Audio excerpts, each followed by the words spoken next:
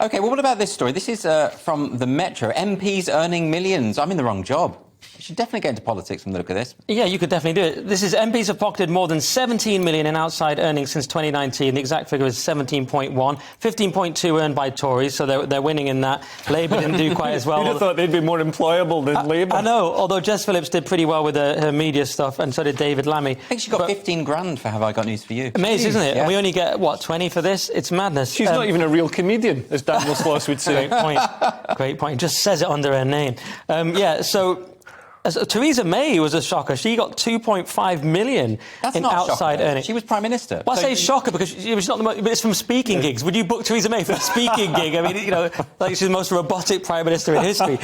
I mean, look, that's the funny thing. And Boris, of course, did well on that as well. He's got over 1 million from 4 speeches. Now, he is a good speaker, but I would just make the actual job pay more.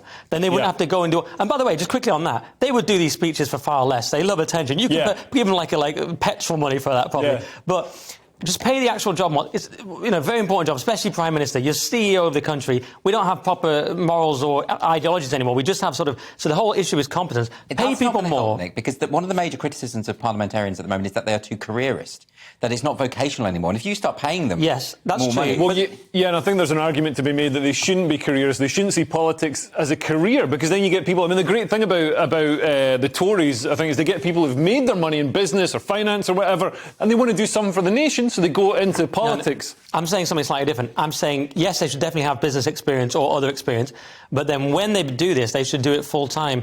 But like a job, like they've moved job role, they look at their previous job roles. Oh, yeah, you look very well qualified to be CEO of the nation. And then they should do that all in and not have to do all these separate little things which they feel they have to do to bump up their money. That can't be useful. Well, they're getting at 84 grand a year anyway. And apparently even Keir Starmer was sort of moonlighting and doing legal work for an extra 26,000. Yeah. But 84 grand is not that... I mean, depending which role it is. But the Prime Minister, I don't believe, gets that much, given the importance and difficulty of the job. And I'm just saying, let them go all in. It's already a career. Let them go all in. Pay them probably so they don't have to do all this other stuff. A lot of them, like Sajid Javid, took a huge pay cut, a 98% pay cut to become a politician. And in Singapore, they pay them, I think, the equivalent of $1 million a year each. Do they?